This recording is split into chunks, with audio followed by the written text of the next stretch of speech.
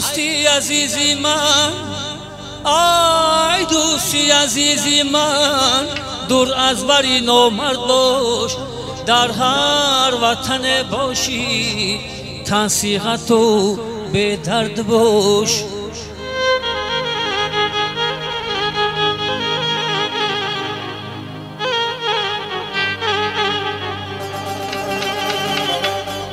بینم اگر نامرده رنج و ندیلی مرده، بینم اگر نامرده رنج و ندیلی مرده، با دوستانی جانی یک روز باشو مرد باش.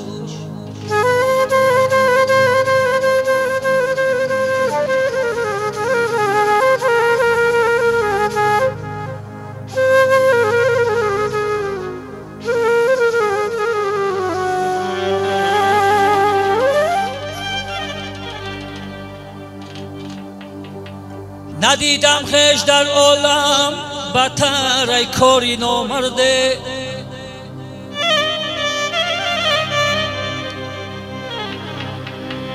ندیدم خش در عالم بتر ای کاری نامرده، نه آرم بر زبان هرگیز من از گفتاری نامرده، نمیخواهم رسد آزاری کس بر اون دلی مرده، نمیخواهم که بینم هر سحر دیداری نامرده.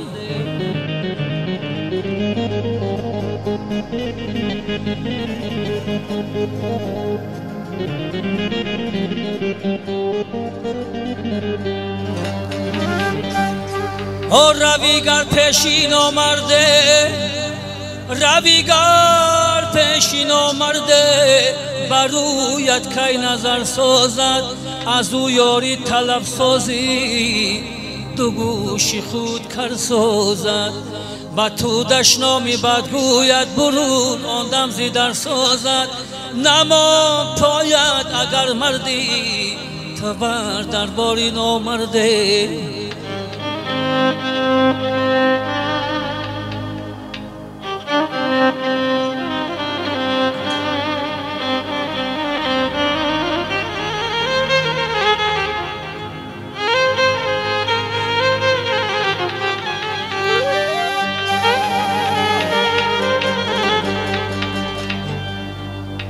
زی نامردان مجو هرگز تا عهدی آشنایی را،